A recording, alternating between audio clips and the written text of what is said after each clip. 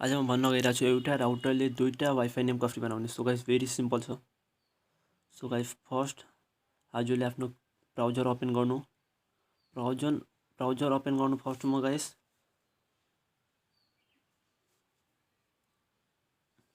अनि त्यसलाई guys browser open गरेपछि त्यसमा राउटर पेज ओपन गर्नु। राउटर पेज ओपन गर्नको लागि 192.168.0 किनभने मेरो टिपी लिंक हो।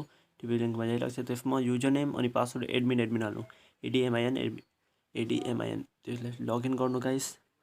अनि त्यसलाई लगइन गरेपछि हजुरलाई त्यहाँ गेस्ट नेटवर्कमा क्लिक गर्नु। गेस्ट नेटवर्कमा क्लिक गरेपछि त्यहाँ गेस्ट नेटवर्कलाई इनेबल गर्नु गाइस। इनेबल गरेपछि हजुरलाई त्यहाँ नेटवर्क नेम लेख्ने अनि पासवर्ड लेख्ने आइहाल्छ।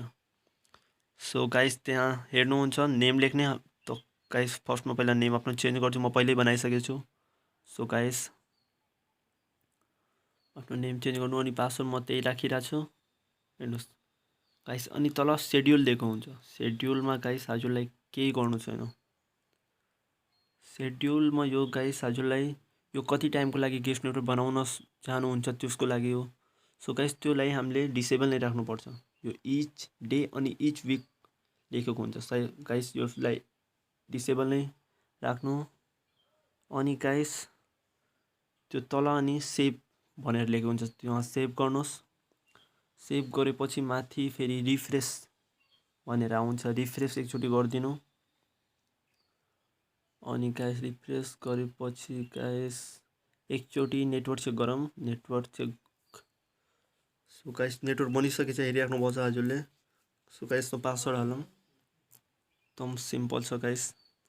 पासवर्ड हालेपछि यो कनेक्ट भएको हेर्नुहोस् गाइस। एकदम सिम्पल ट्रिक छ। सो